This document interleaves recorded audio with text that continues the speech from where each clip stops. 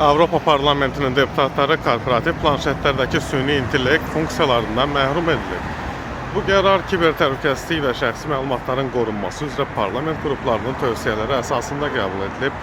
Yoxlama zamanı bəlli olub ki, bəzi süni intellekt funksiyaları bulut xidmətlərindən istifadə edərək lokal olaraq icra edilə biləcək tapşırıqları xaricə göndərirlər. Nəticədə deputatlar əvvəllər istifadə etdikləri süni intellekt imkanlarını itiriblər. Bunlara mətnlərin yazılmasında kömək, web səhifələrin məzmununun xülasəsi, digər virtual köməkçi funksiyalar daxildir.